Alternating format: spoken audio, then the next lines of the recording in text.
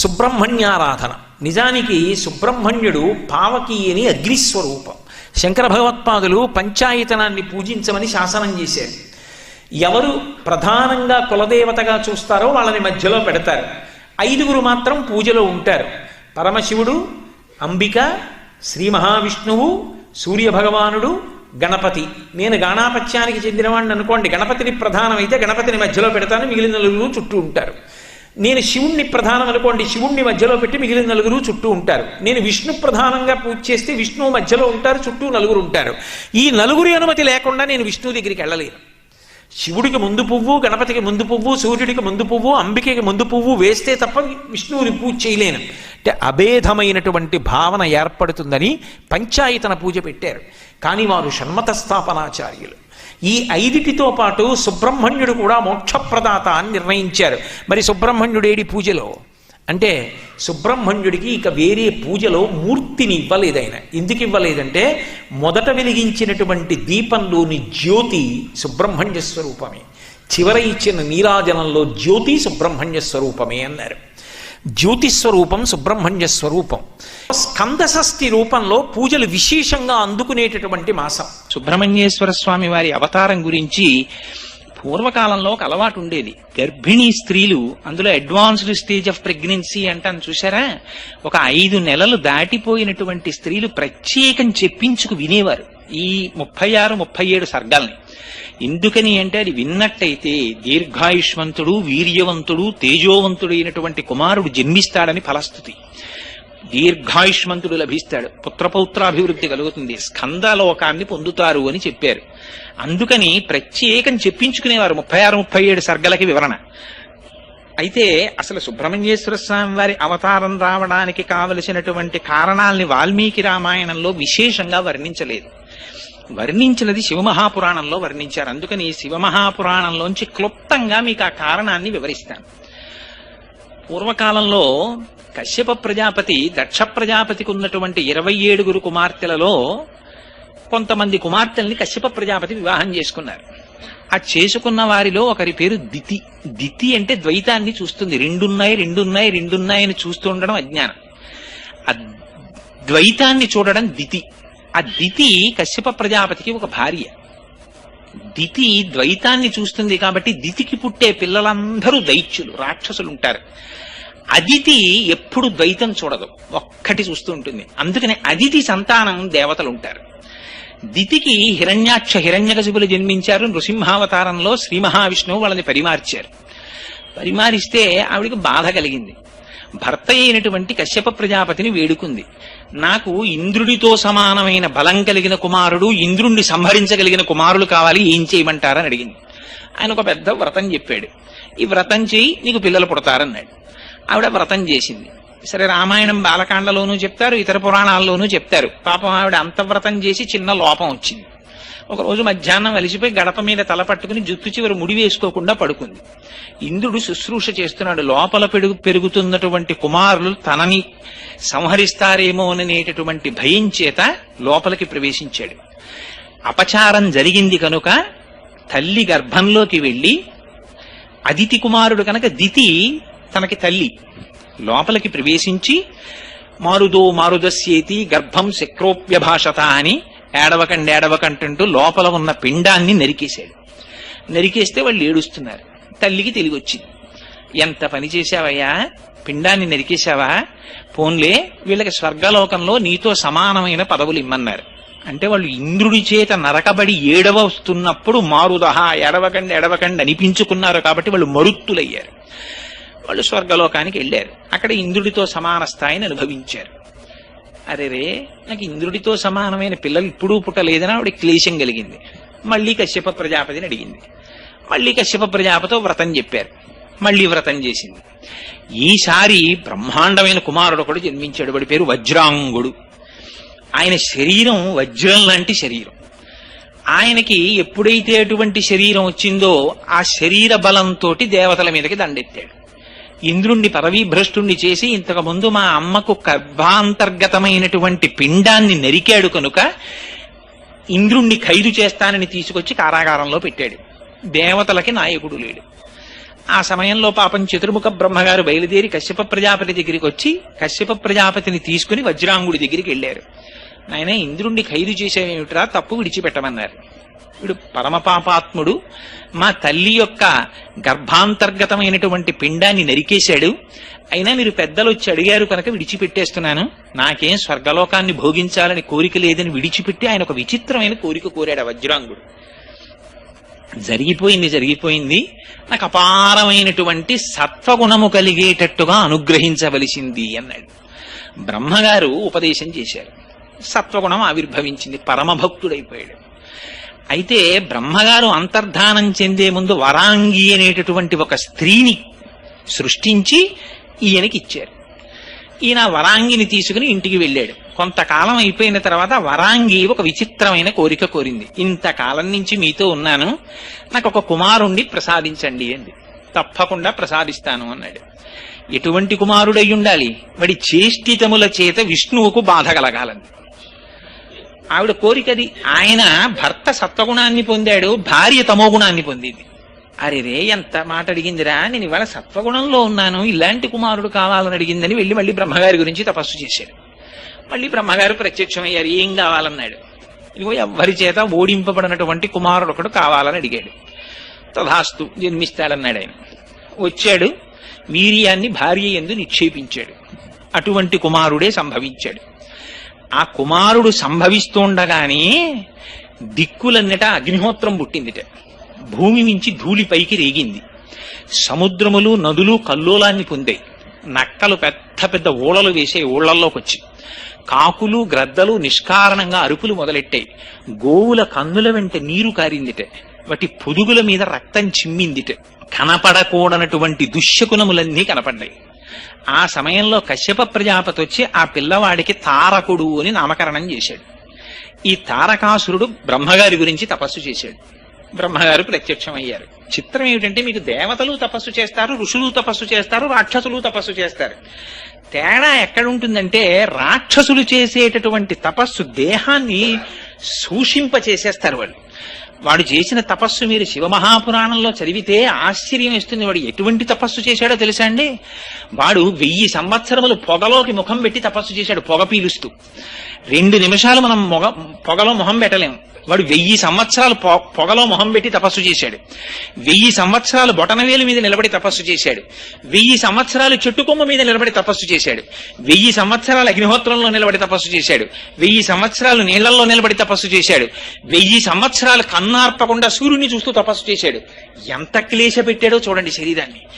తప్పించిపోయాడు. బ్రహ్మగారి గురించి ప్రత్యక్షమయ్యారు చతుర్ముఖ బ్రహ్మగారు. ఏమి నీ కోరిక అన్నారు. మరి ఎంత చిత్రమైన కోరికలు కోరుతారో చూడండి. ఇంత తపస్సు చేసి రాక్షసులు వాడు అన్నాడు, బ్రహ్మగారు మీరు సృష్టి చేశారు కదా, మీ సృష్టిలో ఉన్నటువంటి వాడు ఎవ్వడూ నన్ను ఓడించకూడదు. 2, నేను నిర్జింపబడాలంటే పరమశివుని యొక్క వీర్యమునకు జన్మించినటువంటి వాడి చేత నేను సంహరింపబడాలి, నాకు ఈ వరం ఇమ్మన్నాడు. తథాస్తన్నాడు. ఆయన వెళ్ళిపోయారు. ఇక్కడ వచ్చింది పెద్ద చిక్కంత. పరమశివుడికి వీర్యస్ఖలనం ఏమిటి అసలు? ఆయన మహానుభావుడు, ఆయనకి కామారి అని పేరు. మరి ఎంత గొప్ప తంటా తెచ్చిపెట్టాడో చూడండి. నిజంగా రాక్షసుడు వాడి లక్షణం ఏమిటంటే, ఎవ్వరూ చెయ్యనివి పరమశివుడు 2 చేస్తాడు.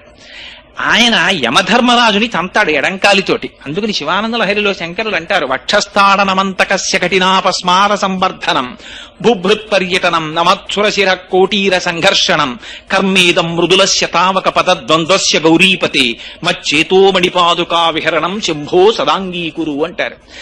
ఎడంకాలతో తన్ని అవతల బారేశాడు యమధర్మరాజుని. చంద్రశేఖర చంద్రశేఖర చంద్రశేఖర పాహిమాం చంద్రశేఖర చంద్రశేఖర చంద్రశేఖర రక్షమాం అంటే మార్కండేయుడు. కామారి అయి ఆ మన్మధుడు వచ్చి బాణం వేస్తే 3వ కన్ను తెరిచి కాల్చి అవతల పారేశాడు. మనం పుట్టామంటే కారణం మన్మథ బాణాలు తల్లిదండ్రుల మీద పడ్డాయి. చనిపోయామంటే కారణం యమధర్మరాజు గారు పాశం వేసి తీసేశాడు. అందుకని పరమశివుడి పాదాలు పట్టుకుంటే ఏమవుతుంది? యముడి పాశం పడదు, మన్మథ బాణం తల్లిదండ్రుల మీద పడదు. అంటే ఏమవుతుంది? వాడు పునరావృత్తి రహిత శాశ్వత శివ సాయుధ్యమును పొందుతాడు. అందుకని ఆయన 3వ కంటి మంటకి కాముణ్ణి కాల్చేసిన వాడికి కామం ఏమిటి? ఆయనకి వీర్యస్ఖలనం ఏమిటి? అందుకని అది అవదు. అవదు కాబట్టి వీడు చచ్చిపోవడానికి కావలసినటువంటి వాడు పుట్టడు, అది వాడి నమ్మకం. అందుకని పరమశివుడికి వీర్యము స్ఖలనమైతే ఆ వీర్యములోంచి ఉద్భవించిన వాడి చేత నా మరణమునకు హేతు అవుతుంది అన్నాడు. బ్రహ్మగారు తపస్సు, ఇప్పుడు దేవతలకు ఉన్న గొప్ప లక్షణం ఏంటంటే తపస్సు చేసిన తర్వాత అక్కడ తర్కం చేయరు, తదాస్తన్నాడు, వెళ్ళిపోయాడు. ఇహ తంటా ప్రారంభం. వాడు ఇంటికి వెళ్ళాడు, వచ్చేసింది వరం. వెంటనే వాళ్ళకి జ్ఞాపకం వచ్చేది ఎవరంటే పాపం ఇంద్రుడు గుర్తొస్తాడు. వీళ్ళు గబగబా వెళ్ళిపోయాడు. వెళ్ళిపోయి ఇంద్రుడిని పదవీ భ్రష్టుణ్ణి చేసేశాడు. చేసేయగానే ఇంకక్కడి నుంచి దేవతలందరూ ప్రతి పురాణంలో మనం చదివేటటువంటి విశేషమే, అనేక కష్టాలు పడ్డారు. ఆ కష్టాలు పడి దేవతలందరూ కలిసి బ్రహ్మగారి సభకి వెళ్ళారు. అయ్యా ఎలాగయ్యా స్వామి, మాకు ఎలా? వీళ్ళేమనుకున్నారంటే దేవతలు పార్వతీదేవినిచ్చి వివాహం చేస్తే పార్వతీ పరమేశ్వరులు ఇద్దరు క్రీడిస్తే ఆ పార్వతీ పరమేశ్వరులు ఇద్దరికి కుమారుడు జన్మిస్తాడని వీళ్ళు అనుకున్నారు అని పాపం వీళ్ళు ఎదురు చూస్తున్నారు.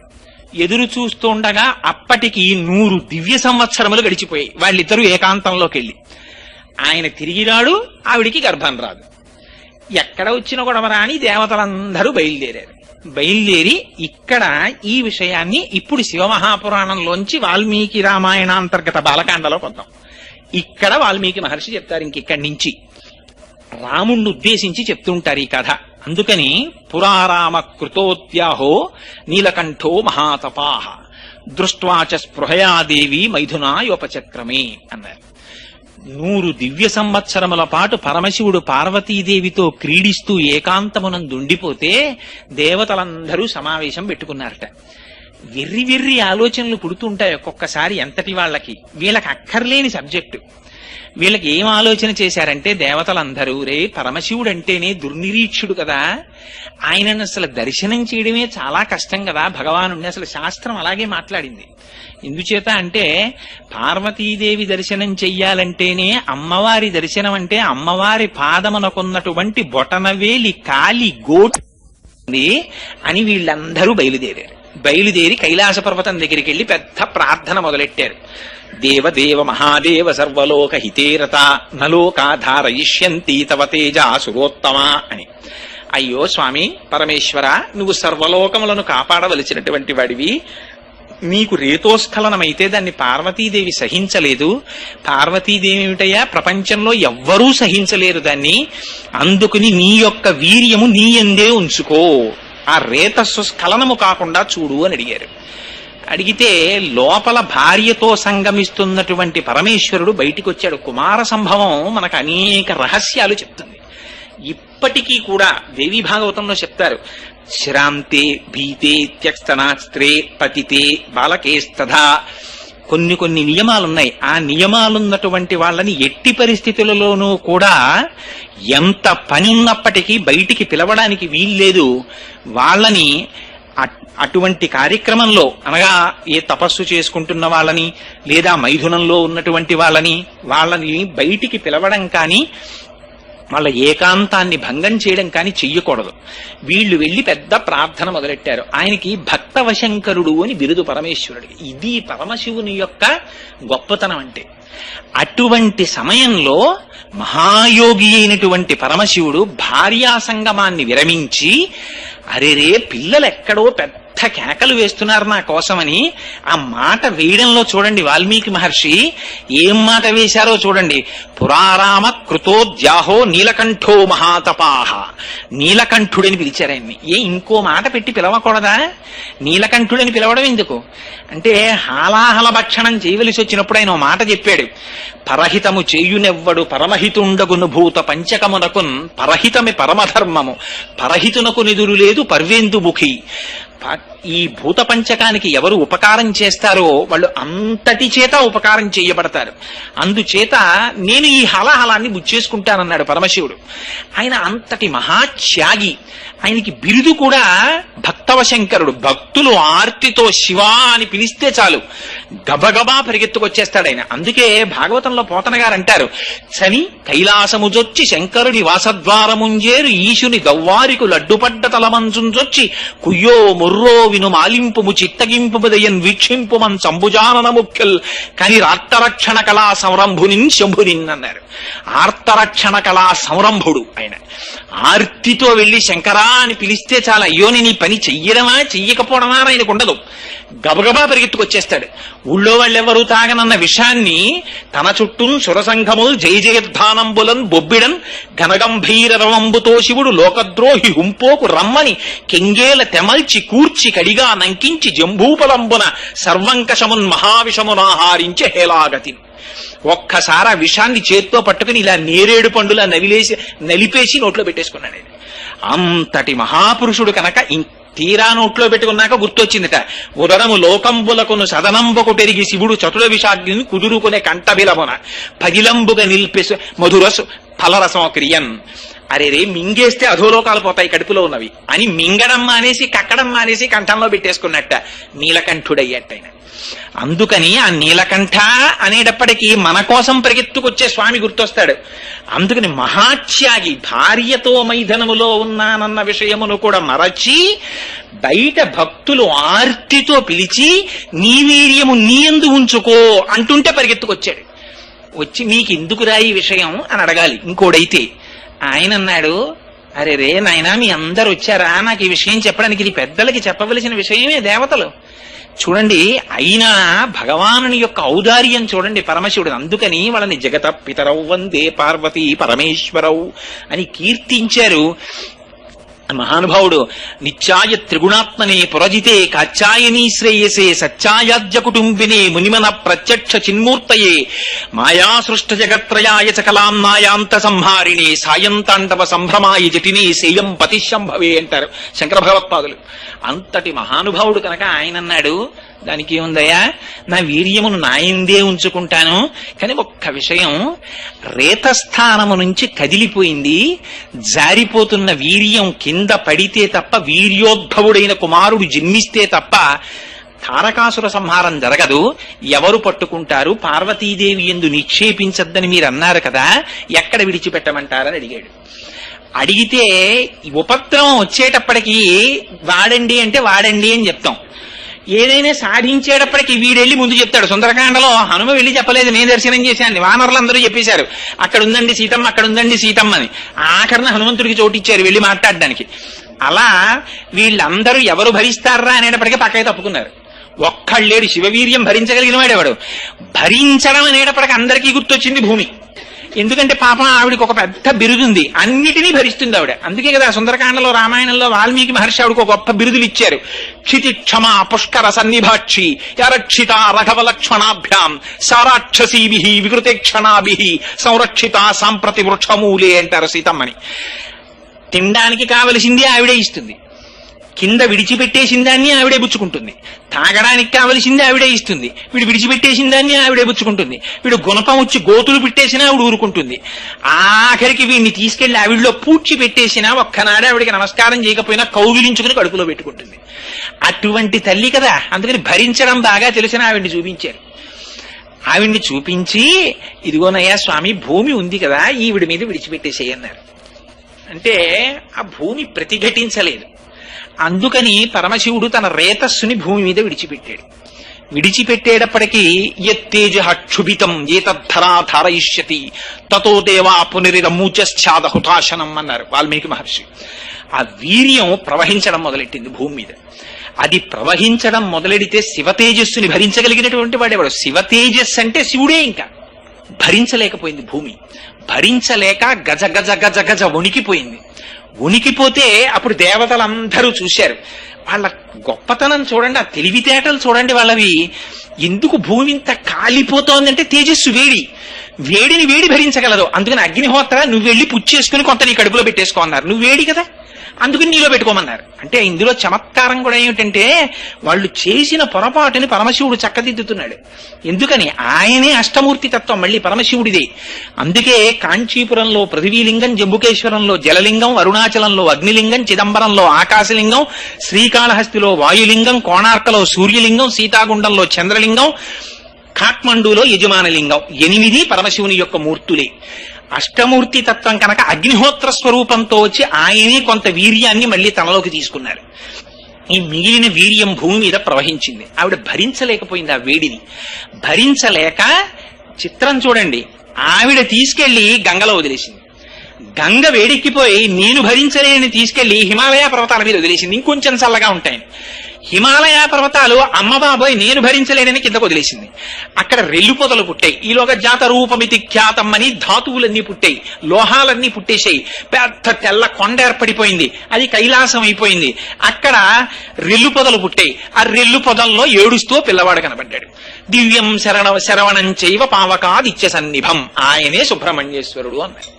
అయితే చిత్రం ఏమిటంటే వాల్మీకి రామాయణంలో ఇది చెప్పడంలో ఒక గమ్మత్తు పాటించారు. సంక్షిప్తంగా ఇలా చెప్పి వెంటనే అన్నారు, ఈ కొడుకు పుట్టాడు కదా వీళ్ళకి సంతోషం వచ్చేసింది. వాడు తండ్రి ఎన్ని కష్టాలు పడ్డాడో వీళ్ళకి అనవసరం, అమ్మయ్య సేనాధిపతి దొరికాడని వీళ్ళందరూ వెళ్లి పార్వతీ పరమేశ్వరులిద్దరికి నమస్కారం చేద్దామని వెళ్ళారు. పూలు పళ్ళు పట్టుకెళ్లి స్వామి ఓసారి వస్తే నమస్కారం పెడతామన్నారు. అంటే పార్వతీదేవి బయటికి వచ్చింది, ఎంత పని చేశారా మీరు, స్త్రీ కోరుకునేటటువంటి గొప్ప సౌభాగ్యం ఏమిటి, భర్తని తనయందు మొయ్యాలనుకుంటుంది. ఇది భార్యాస్వరూపం అంటే. భర్త తను ఒక్క తాళి కట్టిన భార్యకి తప్ప అన్యులకు ఇవ్వకూడనటువంటి కటాక్షం తనని తన భార్య యందు నిక్షేపిస్తాడు. ఆ భార్య తన పతి యొక్క స్వరూపాన్ని తన కడుపులో పెంచి పెద్ద చేసి ప్రసవిస్తుంది తప్ప తన స్వరూపాన్ని వేరొక చోట నిక్షేపించకూడదు పురుషుడు. అందుచేత నా భర్త యొక్క స్వరూపాన్ని భరించవలసినది నేను కడుపులో, కానీ నేను భరించలేనని మీరు వీర్యస్ఖలనం చేయించారు పరమశివుడి చేత, భూమి చేత భరింపచేశారు. అందుకని మీకు నేను శాపం ఇస్తున్నాను. ఏమిటో తెలుసా, అపత్యం స్త్వేషు దారేషు యస్మాన్నోత్వాద్వైష్యథ అవనేనైక రూపత్వం బహుభార్యా భవిష్యసి నచ పుత్ర కృతాం ప్రీతిం మత్క్రోధ కలుషీకృత ప్రాప్యసి త్వం సుదుర్మేధే మమ పుత్రమనిచ్చతి. పార్వతీదేవి శపించింది. ఏమని, అపత్యం స్త్వేషు దారేషు, దేవతలారా మీ ఎవ్వరి భార్యలకి ఇహ సంతతి పుట్టారు, ఇక మీ యొక్క భార్యలందరూ నిస్సంతులై ఉండిపోతారు. అక్కడితో 33 కోట్ల దేవతలు ఆగిపోయారు. ఇహ ఆనాటి నుంచి ఈనాటి వరకు దేవతల సంఖ్య 33 కోట్లు. మిగిలిన ఏ అవతారంలోనూ ఈ చిత్రం లేదు. ఒక్క సుబ్రహ్మణ్యేశ్వర స్వామి వారి అవతారం దగ్గరికి వచ్చేటప్పటికి ఇంత చిత్రం జరిగింది. దేవతల సంఖ్య ఆగిపోయింది. దేవతలు అయిపోయారు. వచ్చి ప్రార్థన చేసినందుకు ముఖం తిప్పి చూసింది, భూమి కనపడింది. నేను పొందవలసినటువంటి నా పతి యొక్క తేజస్సుని నువ్వు స్వీకరించావు కాబట్టి అవనేనైక రూపత్వం బహుభార్యా భవిష్యసి. ఒక స్త్రీకి ఇంతకన్నా దారుణమైన శాపం ఇంకోటి ఉండదు. నువ్వు ఒక్కటివే, నీకు భర్తలనేకం పొమ్మంది. అందులో వావివరసలు లేకుండా ఉంటాయి. ఎందుకని, తండ్రి గారు భూమిపతే, కొడుకు గారు భూమిపతే. తండ్రి ఆ భూమికి పతే పరిపాలిస్తాడు, ఆ తండ్రికి కొడుకు మళ్ళీ భూమికి పతే. కారే రాజులు రాజ్యములు గెలువరే గర్వోన్నతిం పొందరే వారేది సిరి మూట కట్టుకుని పోవంజాలిరే భూమిపై పేరైనం కలదే శిబి ప్రముఖులను ప్రీతిని యశక్కాముల ఈరే కోర్కెలు వరలంతలపరే ఇక్కాలమున్ భార్గవ అంటారు పోతన గారు. ఎంతమంది వచ్చారో ఎంతమంది వెళ్ళిపోయారు. అందుకని అవనేనైక రూపత్వం బహుభార్యా భవిష్యసి, నీకు బోల్డ్ మంది భర్తలు అవతల బొమ్మంది. ఎందుకని, తన భర్త వీర్యం తను పొందకుండా చేసింది కాబట్టి అని. ఇంకొక మాట అంది, నువ్వు ఒక స్వరూపంతో ఉండవు, అనేకమైనటువంటి స్వరూపాలతో ఉంటావు. అందుకని చవిటి నేల, ఊషర క్షేత్రం, సస్యశ్యామలం, ఇన్ని రకాలుగా భూమి మారిపోయింది అని పార్వతీదేవి శపించింది. ఇక్కడ రామాయణంలో అంతవరకే చెప్పారు, కానీ శివమహాపురాణంలో ఇంకొక మాట కూడా చెప్పారు. అగ్నిహోత్రుడి వంక చూసింది, భూమి భరించలేని తేజాన్ని నువ్వు భక్షించావు కాబట్టి నువ్వు సర్వభక్షకుడు అయిపోతావు. ఇది తినచ్చా ఇది తినకూడదా అని ఉండదు, శవం దగ్గర నుంచి ప్రతిదాన్ని కాలుస్తావు మంది. ఆనాటి నుంచి ఈనాటి వరకు అగ్నిహోత్రుడు సర్వభక్షకుడు. ఇవన్నీ అమ్మవారి శాపాలు. కుమార సంభవ సమయంలో పార్వతీదేవి ఆగ్రహం చెంది ఇచ్చినటువంటి శాపాలు. ఆనాటి నుంచి ఈనాటి వరకు కుమార సంభవం ఒక నీతి నేర్పుతుంది మనకు. అత్యంత ప్రమాదకరం ఏమిటంటే, భార్యా భర్తృ సమాగమ సమయమునందు వెళ్లి వారిని ఎట్టి పరిస్థితులలోనూ కూడా వారి ఏకాంతమును భంగపరచరాదు. అది పరమ పవిత్రమైనటువంటి కృత్యం. పూర్వం సృష్టి కార్యం అదొక యజ్ఞం కింద చూసేవారు పెద్దలు. సరే, దాని గురించి నేను పెద్ద చర్చ చేయదలుచుకోలేదనుకోండి. అందుచేత అమ్మవారు శపించింది. సరే, ఈ శాపములు అయిపోయిన తరువాత వీళ్ళందరూ దీనమైన ముఖాలు వేసుకున్నారు, వెళ్ళిపోయారు. పరమశివుడికి కారణమేమిటి? ఆయనకి లోక రక్షణ హేతువు కొరకు వీర్యాన్ని స్రవించాడు, కానీ అది వాళ్ళు భూమిని చూపించారు. భూమిని చూపించడంలో అరెరే రేతస్సు ఫలితాన్ని ఇవ్వలేకపోతోందని అగ్నిస్వరూపంతో కొంత తేజస్సుని దాచాడు ఆయన. వెళ్ళిపోయారు. పార్వతీ పరమేశ్వరులు ఉత్తర దిక్కుకెళ్లి తపస్సు చేసుకుంటున్నారు. తారకాసురుడి ఆగడాలు మిన్నంటిపోయాయి. వీళ్ళందరూ బ్రహ్మగారి దగ్గరికి వెళ్ళారు. వెళ్ళి, అయ్యయ్యో మహానుభావ, మేము బుద్ధి లేక పరమశివుని యొక్క రేతస్సు భూమి మీద పడేటట్టు చేశాం. ఈనాడు దేవతలకి నాయకుడు లేడు, మమ్మల్ని ఏం చెయ్యమంటావని అడిగారు. బ్రహ్మగారు, నేను అప్పుడప్పుడు చెప్తుంటానే, ఆయన కన్సల్టెంట్ ఫిజీషియన్ లాంటి వాడు. ఆయన చతుర్ముఖ బ్రహ్మగారి దగ్గరికి వెడితే ఆయన ఒక అద్భుతమైన సలహా ఇస్తాడు. ముందు డయాగ్నోసిస్, ఇది చెయ్యి ఏమిటో ఇక్కడ నొప్పెడుతోందండి అంటే ఊళ్ళో ఫలానా న్యూరాలజిస్ట్ దగ్గరికి వెళ్ళండి అని రిఫరెన్స్ రాసిస్తాడు. ముందు డయాగ్నోసిస్ ఆయన చేస్తాడు, పర్ఫెక్ట్ డయాగ్నోసిస్. అందుకని చతుర్ముఖ బ్రహ్మగారు అన్నారు, అబ్బాయి ఇప్పుడు శివవీర్యాన్ని ధరిస్తే కదా అసలు పిల్లవాడు పుట్టడం. ఆవిడ శపించేసింది పార్వతీదేవి, అపత్యం స్వేషు దారేషు, దేవతల భార్యలు ఎవ్వరికీ పిల్లలు పుట్టరు. కాబట్టి ఇప్పుడు భరించేవాళ్ళు ఎవరు? పైగా మీకెవరికైనా ధైర్యం ఉందా? పోనీ ఇప్పుడు మళ్ళీ శివవీర్యాన్ని భరించేటటువంటి ఉద్దేశం ఏ స్త్రీకైనా ఉందా అంటే ఎవరొస్తారు మళ్ళీ అమ్మవారికి తెలిస్తే? అందుకని ఎవరూ రారు. కాబట్టి ఎవరైతే ఆవిడ ఒప్పుకుంటుంది, తనకి తోడ పుట్టిందో ఒక ఆవిడుంది. ఎవరు? హిమవంతుని యొక్క పెద్ద కూతురు గంగాదేవి. తన అక్కగారే కాబట్టి బహుశః గంగాదేవి స్వీకరిస్తే ఆవిడికి కోపం రాకపోవచ్చు. అందుకని గంగలో శివవీర్యాన్ని విడిచిపెట్టండి. ఎక్కడుంది ఇంకా శివవీర్యం? అగ్నిహోత్రుడి దగ్గర ఉంది. ఆయన భూమి భరించలేనప్పుడు కొంత స్వీకరించాడు కాబట్టి అగ్నిహోత్రుడు అష్టమూర్తి తత్వంలో పరమశివుడే. అందుకని తీసుకువెళ్లి అక్కడ విడిచిపెట్టు గంగలో అన్నారు. అంటే ఎంత జాగ్రత్త చూపించారో చూడండి. అందుకే కుమార సంభవం వింటే అటువంటి కుమారులు కలుగుతారనడానికి కారణం అది. ఈయన వెళ్లి ప్రార్థన చేశాడు అగ్నిహోత్రుడు. ఏమని? గర్భం ధారయ వైదేవి దేవతానామిదం ప్రియం తస్య దద్వచనం శ్రుత్వా దివ్యం రూపమధారయత్. అమ్మా గంగా, దేవతలందరూ కోరుతున్నారు, పరమశివుని యొక్క రేతస్సు నా యందు ఉన్నది, దాన్ని నీ యందు విడిచిపెడతాను, నువ్వు అనుగ్రహించవలసింది అన్నాడు. అంటే తస్య దద్వచనం శ్రుత్వా, ఆ మాటలు విని ఆవిడ ప్రీతి పొందిందిట. ప్రీతి పొంది దివ్యం రూపమధారయత్, చక్కనైన రూపాన్ని పొందిందిట. అగ్నిహోత్రుడు సమాగమించాడు గంగాదేవితోటి. సమాగమించి శివుని యొక్క రేతస్సుని గంగలోకి ప్రవేశపెట్టాడు. ప్రవేశపెడితే అక్కడ ఎంత గొప్ప మాటలు వాడారో తెలుసా అండి? సర్వావయవముల యందు తృప్తిని పొందిందిట గంగ.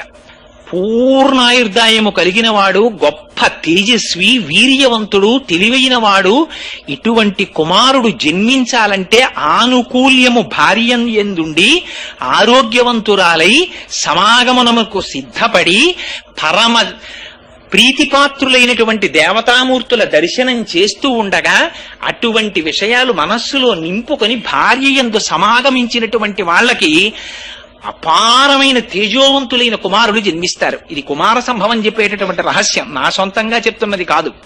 అంతేకాని ఏదో తొండని గద్దెత్తుకుపోతున్న ఫోటోలు ఇలాంటివి బెడ్రూముల్లో పెట్టుకుంటే అలాంటి కీచుక ప్రవృత్తున్న పిల్లలే పుడతారు. అందుకని బెడ్రూముల్లో ఎలాంటి ఫోటోలు పెట్టుకోవాలో కూడా కుమార సంభవం చెప్పేసింది. అందుకని దివ్యం రూపమధారయత్, ఆవిడ దివ్యమైన రూపాన్ని పొందింది. ఆ తేజస్సుని విడిచిపెట్టాడు గంగలోకి. ఆ గంగలోకి విడిచిపెడితే గంగ భరించింది కానీ ఆ గంగ తీసుకుని వెళ్లేటప్పుడు అపారమైన ఉడుకుదనం ప్రసరించింది. శివ తేజస్సుని భరించలేక ఆ తేజస్సు కొంతవరకు వచ్చిన తరువాత భరించలేక దాన్ని తీసుకుని వెళ్లి హిమాలయ పర్వత శిఖరముల దగ్గర విడిచిపెట్టేసింది.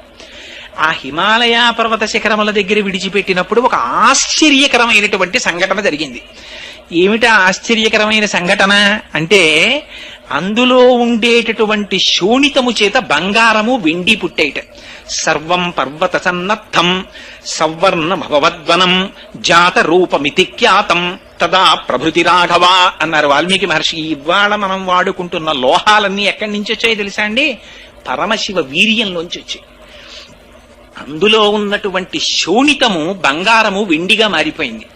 అందులో ఉన్న క్షారము రాగి ఇనుముగా మారిపోయింది.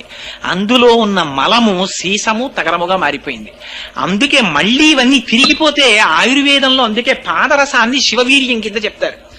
ఇవి మళ్ళీ ఇవన్నీ వెళ్ళి ఈ సీసము తగరములో కరిగిపోతుంది, తగరము రాగిలో కరిగిపోతుంది, రాగి వెండిలో కరిగిపోతుంది, వెండి బంగారంలో కరిగిపోతుంది, బంగారాన్ని పాదరసం తినేస్తుంది. ఇన్ని ధాతువులు ఇవన్నీ ఏర్పడడానికి కావలసినటువంటి శక్తి ఆ శివవీర్యంలోంచి ప్రవహించింది. బ్రహ్మాండమైనటువంటి వెండి కొండ ఏర్పడిపోయింది. అక్కడ దివ్యం శరవణం చైవ, అక్కడ తదగ్నినా పునర్వ్యాప్తం సంజాత శ్వేత పర్వతం దివ్యం శరవణం చైవ పావకాదిత్య సన్నిభం అన్నారు. రెల్లు పొదలు పుట్టాయి. ఆ రెల్లు పొదల్లోంచి ఒక పిల్లవాడు జన్మించాడు. ఆ పిల్లవాడే శరవణ భవుడని పిలిచారు. అవి నిజానికి బీజాక్షరాలు. ఆయనది షడక్షరి మహామంత్రం సుబ్రహ్మణ్యేశ్వర స్వామి వారిది. అవే శరవణ భవ. ఆయనకి శరవణ భవ అన్నది బీజాక్షర సంయుక్తమైన నామం. సుబ్రహ్మణ్యేశ్వర ఎందుకు వచ్చింది అంటే అంటే శుద్ధమైన బ్రహ్మణ్య స్వరూపమైనది. ఆయన అగ్నిహోత్రం తీసుకొచ్చినటువంటి వీర్యము నుంచి జన్మించిన వాడు కాబట్టి ఆయనకి పావకుడు అని పేరొచ్చింది. ఇలా జన్మించినటువంటి పిల్లవాడికి పాలిచ్చేవాళ్ళు కావాలి కదా శిశువుకి, ఎవరిస్తారు పాలు? అందుకని వీళ్ళు గబగబా చూశారు దేవతలందరూ. ఎవరిని పిలవాలనుకున్నారు? కృత్తికలు కనపడ్డాయి. కృత్తికలంటే ఆ 6 కృత్తికలు నక్షత్రములు ఆకాశ మార్గంలో ఉంటాయి. వాటి వలన ఆధ్యాత్మిక శక్తి వస్తుంది. ఆ కృత్తికల్ని పిలిచి పాలిమ్మన్నారు. వాళ్ళన్నారు, తాక్షీరం జాతమాత్రస్య కృత్వా సమయముత్తమం దధు పుత్రో యమస్మాకం సర్వాసామితి నిశ్చిత. అలాగేనయ్యా మేము పాలిస్తాం, కానీ ఎక్కడో పుట్టిన పిల్లవాడికి మేమెందుకు ఇస్తాం పాలు? పుట్టినవాడు సామాన్యుడా, శివకుమారుడు. అటువంటి పిల్లవాడికి తల్లి అన్న పేరు మాకు రావాలి మేము పాలిస్తే. అందుకని మా పిల్లవాడన ఆయనకి పేరు పెడితే మేము ఆయనకి పాలిస్తాం. ఆ పిల్లవాడు బతికి బట్ట కట్టి దేవసేనకి నాయకుడైతే కానీ తారకాసుడు సంహరింపబడ్డావు. అలాగే తప్పకుండా పిలుస్తాం, మీరు పాలివ్వండి అన్నారు. కృత్తికలు 6 పాలిస్తుంటే 6 ముఖములతో తాగాడు కాబట్టి ఆయన షడాననుడు అయ్యాడు, షణ్ముఖుడు అయ్యాడు. 6 ముఖములతో పాలు కృత్తికల దగ్గర తాగాడు కాబట్టి కార్తికేయుడయ్యాడు. గంగాదేవి యొక్క గర్భము స్రవిస్తే పుట్టినవాడు కాబట్టి స్కందుడయ్యాడు. ఇన్ని పేర్లతో ఒక్కసారి జన్మించాడు ఆయన. జన్మిస్తే సూర్యునకు ఎదురు నిలిచినటువంటి సూర్యుడా అన్నంత తేజస్సుతో వెలిగిపోతున్నాడు ఆయన. ఆ వెలిగిపోతున్నటువంటి సమయంలో ఈ దేవతలందరూ పరమ ప్రీతిని చెందారు. అమ్మయ్యా, ఇటువంటి పిల్లవాడు జన్మించాడరా, ఇంకా మన కష్టాలన్నీ గట్టెక్కిపోయాయి అనుకున్నారు. అక్కడే చెప్తారు, సువర్ణం పురుష వ్యాఘ్ర హుతాశన సమప్రభం తృణవృక్ష శిలాగుల్మం సర్వం భవతి కాంచనం. ఆయన యొక్క కాంతి చేత, శివరేతస్సు నుంచి ఏర్పడిన ధాతువుల కాంతి చేత సర్వం బంగారుమయంగా గోచరించిందిట. అంత కాంతులు పుట్టేశాయి. ఇదిగో ఈ సుబ్రహ్మణ్యేశ్వర స్వామి వారు జన్మించినటువంటి ఈ కథని ఎవరు వింటున్నారో వాళ్ళకి సామాన్యమైనటువంటి ఫలస్థుతి కాదు, ఇది విన్న వాళ్ళకి ఆయుష్మాన్ పుత్రపౌత్రశ్చ స్కంద సాలోక్యతాం వ్రజేత్ అన్నారు. భక్తిశ్చయ కార్తికేయో కాకుచ్చ భువిమానవ. ఈ భూలోకంలో ఎవరైనా కూర్చుని సుబ్రహ్మణ్యేశ్వర స్వామి వారు జన్మించినటువంటి కథని శ్రద్ధాభక్తులతో విన్నంత మాత్రం చేత వాళ్ళకి అకాల మరణము ఉంటే జాతకంలో అది ఆ దోషము పోయి వాళ్ళకి దీర్ఘాయుర్దాయం కలుగుతుంది. గర్భిణీ స్త్రీలు వింటే దీర్ఘాయుష్మంతుడు, వీర్యవంతుడు, తేజోవంతుడైన కుమారుడు జన్మిస్తాడు. సరికదా వంశం నిలబడుతుంది. నిలబడి ఇంతకు ముందు పుత్ర సంతానము ఉండకూడదని జాతకంలో ఉంటే సుబ్రహ్మణ్యేశ్వర స్వామి వారి యొక్క జననమును వింటే వాళ్ళకి కొడుకులు పుడతారు. అందుకని చిట్ట చివర స్కందలోకాన్ని పొందుతారు. నేను స్కందసాలోక్యతాం వ్రజేత్ అని ఫలస్థుతి చెప్పాడు. అయితే అలా చెప్పేస్తే పూర్తయిపోయింది కదండి.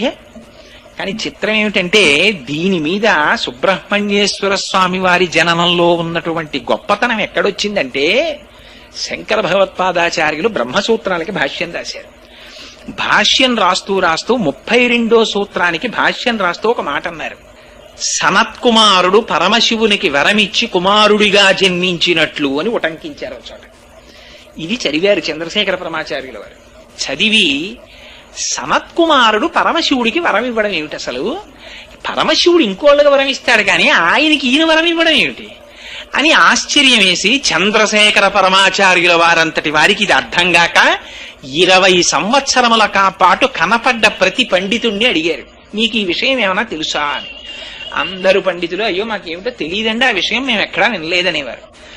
ఆఖరణ ఒకసారి 18 పురాణాలని తమిళ భాషలోకి అనువదించిన ఒక మహాపండితుడు ఎలా అయినా చంద్రశేఖరులకి విషయం చెప్పాలని పరిశ్రమించి భిక్షావందనం చేసి ఒక రోజున చంద్రశేఖరులకు వచ్చి చూపించాడు ఎక్కడదో ఈ రహస్యం. త్రిపురా రహస్యము అనేటటువంటి దాంట్లో మాహాత్యకాండలో ఉంది రహస్యం, సుబ్రహ్మణ్యేశ్వర స్వామి వారి జననం గురించి. అందులో అసలు రహస్యాన్ని బయటపెట్టారు. ఏమిటా రహస్యం అంటే, సనత్కుమారుడు అని మీరు వినే ఉంటారు. ఆయన బ్రహ్మమానస పుత్రుడు, పుట్టుకతోనే గొప్ప విరాగి, అపారమైనటువంటి జ్ఞాన సంపన్నుడు. అటువంటి సనత్కుమారుడికి బ్రహ్మము తప్ప వేరొకటి కనపడదు. ఆయనకి సర్వకాలముల యందు అంతటా బ్రహ్మాన్ని చూస్తారు. అటువంటి సనత్కుమారుడు ఒక రాత్రి నిద్రపోతుండగా కలొచ్చింది. దేవతలందరినీ రాక్షసులు పీడిస్తున్నట్టు ఆయనకి ఆగ్రహం వచ్చి సనత్కుమారుడే దేవతలకి నాయకత్వం వహించి బయలుదేరి రాక్షసులందరినీ సంహరించినట్టు కలొచ్చింది.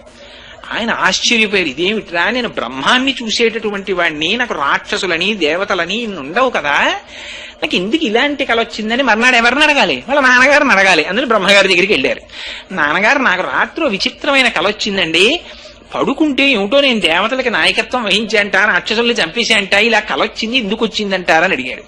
అంటే మనిషి యొక్క జీవితం ఎంత దూరం వెడుతుందో సుబ్రహ్మణ్యేశ్వర స్వామి వారి అవతార గాథ చెప్తుంది.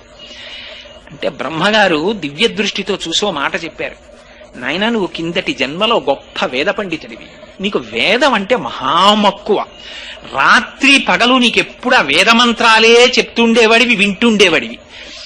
నీకు వేదమంటే ప్రీతి కనుక వేదము చేత ప్రతిపాదింపబడిన మంత్రముల చేత హవిస్సులను తీసుకుని లోకమునకు ఉపకారము చేసేటటువంటి దేవతలంటే మిక్కిలి భక్తి. ఆ దేవతలకి శత్రువులైన రాక్షసులంటే క్రోధం. అది జన్మ మారిపోయి ఇక్కడికి వచ్చేసిన ఆ సంపర్కం ఇంకా ఉండిపోయింది. ఇప్పుడు కలొచ్చింది, వచ్చి ఇంకా దేవతలకి నువ్వు నాయకుడివై రాక్షసుల్ని చంపాలని కోరిక ఉంది నీకు అన్నారు. కానీ ఇక్కడ చిత్రం ఏమిటో తెలుసా అండి, బ్రహ్మవాదికి సంతతము బ్రహ్మమును దర్శించేవాడి నోటి వెంట ఒక మాట అన్నాడు అనుకోండి, అది సత్యం అయిపోతుంది.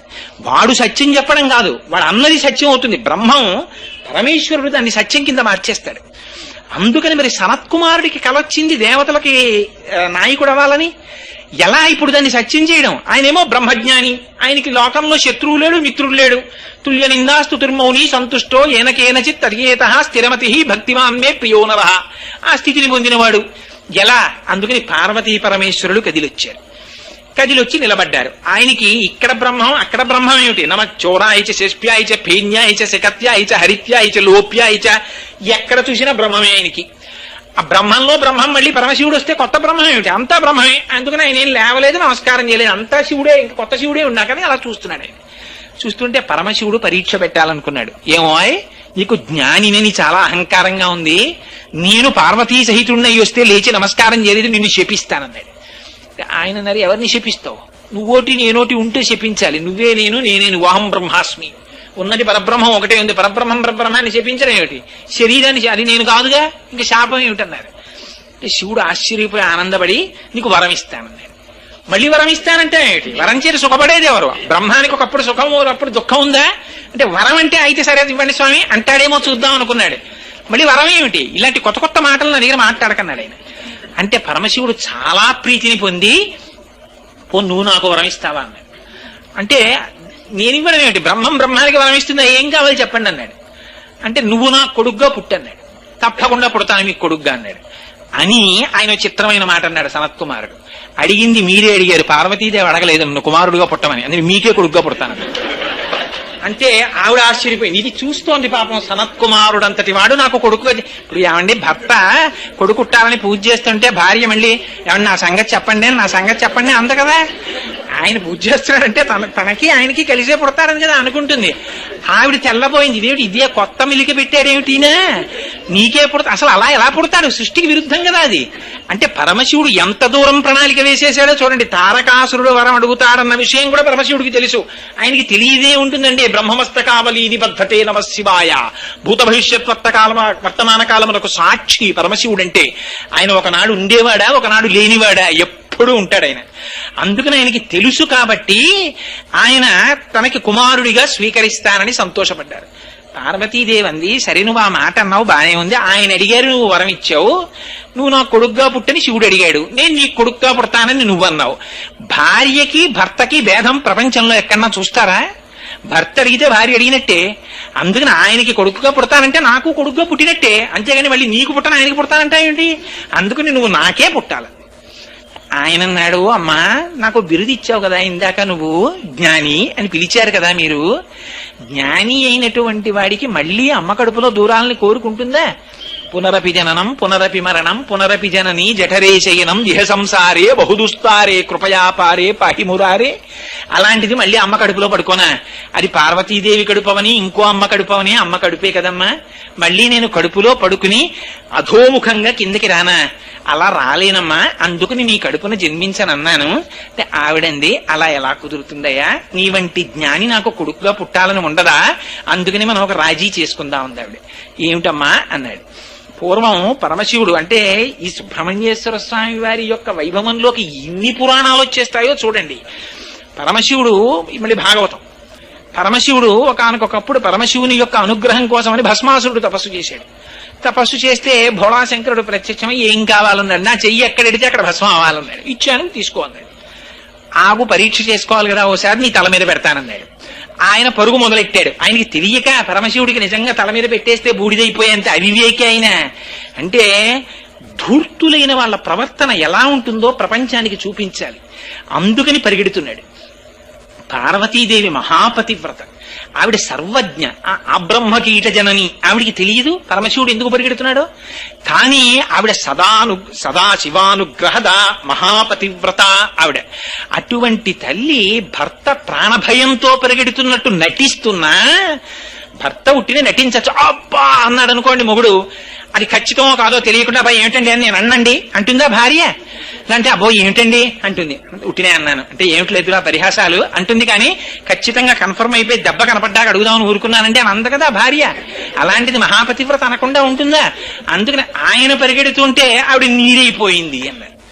అయిపోయి తన స్వరూపం కనపడకుండా తటాకం అయిపోయింది ఆవిడ. అదే శరవణం అంటే. ఆ శరవణం అనేటటువంటి తటాకమై ఉండిపోయింది. సరే, పరమశివుడు మళ్లీ తిరిగి వచ్చారు. ఆ తటాకంలోంచి ఆవిడ స్వస్వరూపాన్ని పొందింది. కానీ ఆ తటాకం ఉండిపోయింది. ఇది జ్ఞాపకంగా ఉంచుకోవడానికి అమ్మవారు పరమప్రీతితో ఆ సరోవరంలో ఉండిపోయింది. ఆ సరోవరాన్ని కాపాడుకుంటోంది. ఆవిడంది, నువ్వు నా గర్భవాసం కదా చెయ్యవు, ఒక పని చెయ్యి.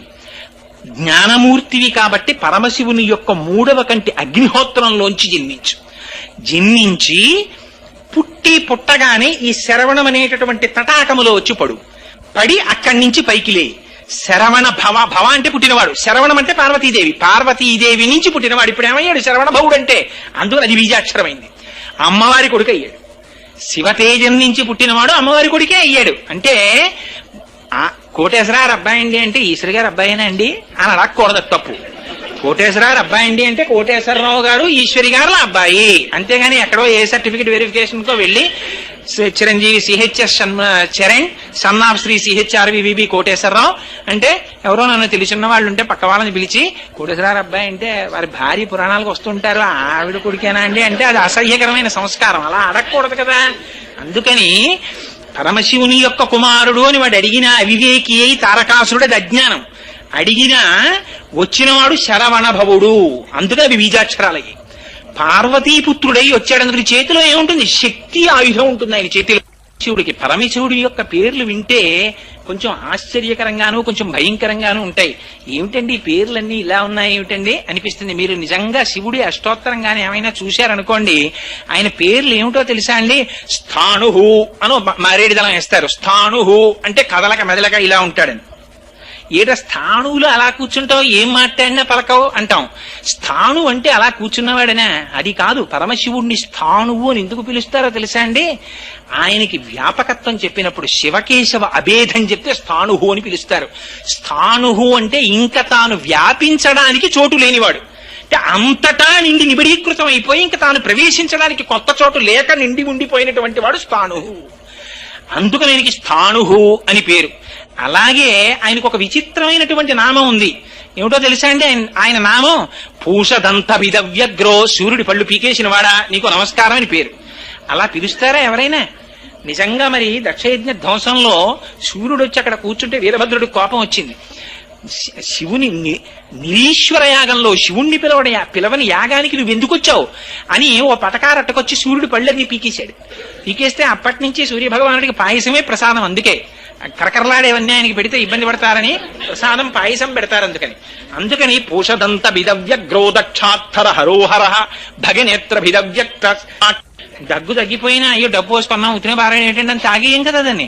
అలా ఆ పరమశివుడికి కూడా ఆ ప్రార్థన చేసి స్తోత్రం చేసే ముందు ఉన్మత్త శేఖరాయ నమః అంటే ఆకలి వ్యాధి, అందుకని అది తగ్గేంత వరకు ఏది కనబడితే తింటాడంతే. అంతటి బ్రహ్మజ్ఞానులకు బ్రహ్మజ్ఞానం ఇచ్చేవాడు పరమశివుడు. అటువంటి వాడు కాబట్టి ఆయనకి ఉన్మత్త శేఖరాయ నమః అని పేరు. అటువంటి బ్రహ్మజ్ఞాని యొక్క కుమారుడిగా సనత్కుమారుడు జన్మించాడు కనుక శరవణ భవ అంటే శరవణం అనేటటువంటి తటాకములో పడి వ్యోమవత్వ్యాప్త దేహాయ ఆకాశతత్వమైనటువంటి పరమశివుడి నుంచి ఆయన మూడవ నేత్రపు అగ్నిలోంచి శరవణమనేటటువంటి నీటిలోంచి కొండమే అనబడేటటువంటి పృథివిలోంచి అగ్నిహోత్రములకు సాయమైన వాయువులోంచి ఐదింటిలోంచి పుట్టి ఐదింటిని వశం చేసుకున్నవాడు కాబట్టి పంచభూతాతీత స్వరూపుడు. అందుకని సుబ్రహ్మణ్యేశ్వర స్వామి వారికి నమస్కారం చేస్తే పంచభూతముల యొక్క సహకారము లభిస్తుంది. అందుకని సుబ్రహ్మణ్యుడు పుడుతూనే అలా పుట్టినటువంటి మహానుభావుడు. ఆయన 2 అవతారములు స్వీకరించారు. ఉత్తర భారతదేశంలో కుమరిల భట్టుగా జన్మించారు, దక్షిణ భారతదేశంలో జ్ఞాన సంబంధ నాయనారుగా జన్మించారు. ఉత్తర భారతదేశంలో కుమరిల భట్టుగా జన్మించినప్పుడు భారతదేశంలో బౌద్ధమతం వ్యాప్తి చెంది వేదము యొక్క ప్రమాణమును అందరూ తిరస్కరించేటటువంటి రోజులొస్తే మళ్ళీ కర్మయోగాన్ని భారతదేశంలో ప్రచారం చెయ్యడం కోసమని మహానుభావుడు కుమరిల భట్టుగా వచ్చారు. వచ్చి ఆయన అగ్ని సంపర్కం కలిగినటువంటి వారు. అందుకే మనకి ఇప్పటికీ కూడా పంచాయతన పూజ అని శంకర భగవత్పాదాచార్యులు వారు ప్రవేశపెట్టింది. ఆ పంచాయతన పూజలో శివుడు, పార్వతి, గణపతి, విష్ణువు, ఆ తర్వాత సూర్యుడు, ఈ 5తో పూజ కాదు పూర్తిగా. పంచాయతన పూజ అంటే న్యాయంగా ఈ 5 మూర్తులకు 6 అగ్నికార్యం చేస్తారు. అగ్నికార్యం చేస్తే సుబ్రహ్మణ్యేశ్వర ఆరాధన జరిగినట్టు. తమిళనాట ఇప్పటికీ ఆ ఆరాధన ఉంది. ఇక్కడ ఉన్న వాళ్ళు చాలా మందికి తెలుసు. అరుణ జడాయి గారని మాకు డెప్యూటీ మేనేజర్ క్వాలిటీ కంట్రోల్ చేశారు మహానుభావుడు. ఆయన వాళ్ళ ఇంట్లో ఖాళీ దొరికితే చాలా అగ్నికార్యం చేసేవారు. అది పంచాయతనం పూజ అంటే. అసలు ఆ పంచాయతనం చేస్తే ఈ 6 తత్వాల్ని కలిపి పూజ చేసినట్టు. అది సుబ్రహ్మణ్యేశ్వర స్వామి వారి అవతారంలోనే ఉంది. అది విచిత్రం. అలా జన్మించినటువంటి మహానుభావుడు అక్కడ కుమరిల భట్టుగా వచ్చారు. బౌద్ధులు వేదాన్ని తిరస్కరిస్తుంటే అసలు ముందు బౌద్ధమతాన్ని ఓడించాలంటే బౌద్ధమతం ఏమిటో తెలుసుకోవాలి. అందుకని ఆయన ఏం చేశారంటే బౌద్ధమతంలో ఓ గురువు గారి దగ్గర శిష్యుడిగా చేరారు. కానీ ఆయనకి కర్మవాదం అంటే మహాప్రీతి. దాన్ని ప్రచారం చేయడానికి వచ్చింది అవతారం సుబ్రహ్మణ్యేశ్వర స్వామి వారిది. అందుకని బౌద్ధులు చూడకుండా రహస్యంగా సంధ్యావందనం అవి చేస్తుండేవారు. వాళ్ళ గురువు గారి దగ్గర కూర్చుని అవన్నీ తెలుసుకున్నారు. తెలుసుకున్న తర్వాత ఒకనాడు కనిపెట్టేశారు బౌద్ధులు, ఈయన ఈ మతం వాడు కాడు, ఇక్కడికొచ్చి చేరాడంతేను ఎప్పటికో అప్పటికి దీన్ని ఖండించడానికి వచ్చాడు, కాబట్టి దీన్ని సంహరించేయండి అన్నారు. అని పైకి తీసుకెళ్లి సౌధంలోంచి కిందకి తోసేశారు. ఆ కుమరిల భట్టు కింద పడిపోతూ ప్రతిజ్ఞ చేశాడు, వేదమే ప్రమాణమైతే, వేదమే సత్యమైతే నేను జీవింతునుగాక అన్నాడు. ఆ పైనుంచి కింద పడిపోయాడు. కుమరిల భట్టుకి ఏమీ అవలేదు. కానీ ఒక రాయి కంట్లో గుచ్చుకుని గాయమైంది. అప్పుడు వేదమాతని ప్రశ్నించారు, నీ యందు ఇంత నిబద్ధతతో నేను ప్రచారం చేశాను, నీకోసమని బౌద్ధుల్ని ఓడించడానికి నేర్చుకున్నాను, ఎందుకు నా కంటికి గాయమైందని అడిగారు. నువ్వు చేసిన ప్రతిజ్ఞలో దోషం ఉంది. వేదము ప్రమాణమైతే అన్నావు, వేదమే ప్రమాణము కనుక నేను రక్షింపబడతానని నువ్వు అనలేదు. నీ ప్రతిజ్ఞలో దోషం ఉంది. అందుకని సర్వేంద్రియాణం నయనం ప్రధానం సర్వస్య గాత్రస్య శిర ప్రధానం. ఆ జ్ఞానంలో చిన్న వైక్లభ్యం వచ్చింది కనుక కంటికి దెబ్బ తగిలిందండి శరీరవాణి అంటే వేదమాత అని. ఆనాడు బౌద్ధుల్ని ఓడించి ఏ అగ్నిహోత్రంలోంచి వచ్చారో కర్మిష్ట అంటే ఏమిటో చూడండి సుబ్రహ్మణ్యుడు నిరూపించి చూపించారు. ఆయన చెయ్యకూడని అపరాధం ఒకటి చేశారు. ఒక గురువు దగ్గర చేరి ఆ గురువు మతాన్ని ఓడించడం కోసం వాళ్ళ దగ్గర నేర్చుకున్నారు. మరి అది కర్మిష్టి చెయ్యకూడని పని. నేను ఇటువంటి పని చేశాను కనుక దానికి ప్రాయశ్చిత్తం తుషాగ్నిలో దగ్ధమైపోతానన్నారు. ఈ తుషాగ్ని పేర్చేసుకుని తుషాగ్నిలో కాలిపోతున్నారు. అప్పుడు వచ్చారు శంకరాచార్యులు వారు. యోగ మార్గంలో వచ్చి వాదించడానికి రమ్మన్నారు జ్ఞాన మార్గం గురించి. నేను తుషాగ్నిలో దహించుకుపోతున్నాను, నా శిష్యుడైనటువంటి వాడు మండల విశ్రుడు ఉన్నాడు, వెళ్ళమన్నారు. మళ్ళీ యోగ మార్గంలో విడిపారు శంకరాచార్యులు వారు. అప్పుడు సరే, అది శంకర విజయాల్లో విషయం అనుకోండి. ఇప్పుడు నేను దాని గురించి పెద్ద ప్రస్తావన చెయ్యను.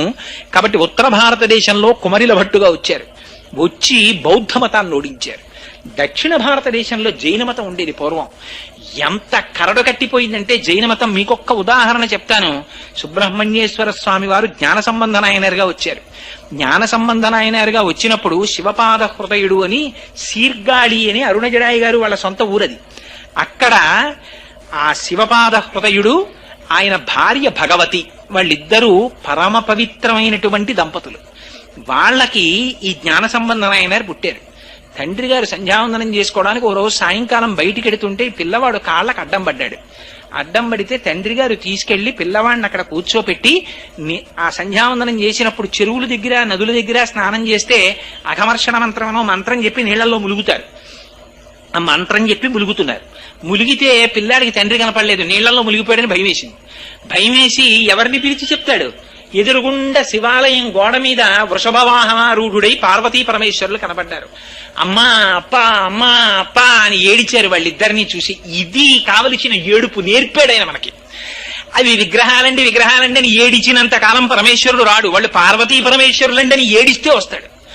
అందుకని అవి బొమ్మలని ఏడవలేదు, వాళ్ళిద్దరూ మాతాపితరులని ఏడిచారు. ఆయన ఏడిస్తే పరమశివుడు అన్నాడు, అదేంటి అలా కూర్చున్నావు, పిల్లవాడు ఏడుస్తున్నాడు పదన్నారు.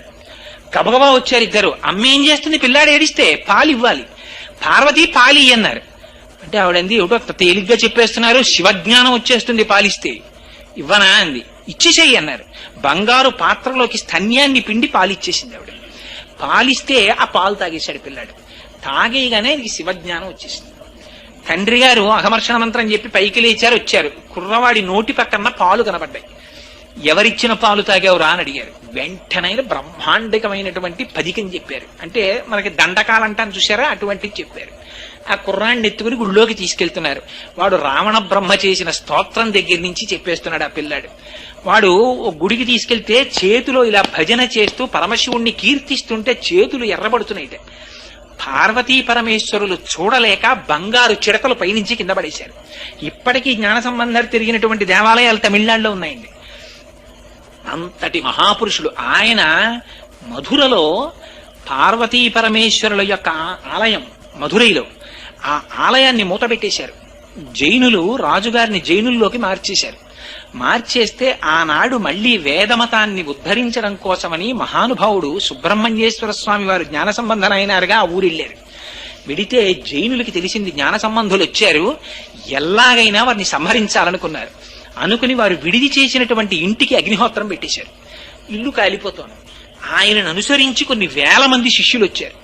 జ్ఞాన సంబంధర్ పరమశివుణ్ణి స్తోత్రం చేశారు. స్తోత్రం చేసి రాజుకి బుద్ధి రావాలని, నా ఇంటికి అంటింపబడినటువంటి ఈ అగ్నిహోత్రము రాజు శరీరమును చేరుగాక అన్నారు. వారి నోటి వెంట వచ్చినదే సత్యం అయిపోతుంది. రాజుగారి ఒళ్ళు కాలిపోవడం మొదలెట్టింది. వైద్యులు దగ్గరికి వెళ్ళారు. వెడితే ప్రియపురాణంలో రాశారండి, అరిటాకులు పట్టుకెళ్లారట, పడుకోబెడదాం లేత అరిటాకుల మీద. అరిటాకుల మోపులు కాలిపోయి, జైనులు నెమలి ఈకల విసిరికర్రలు పట్టుకెళ్లారు, అవి కాలిపోయి. మంత్రాలు వేశారు, తగ్గలేదు. అప్పుడు ఆయన భార్య శివభక్తురాలు.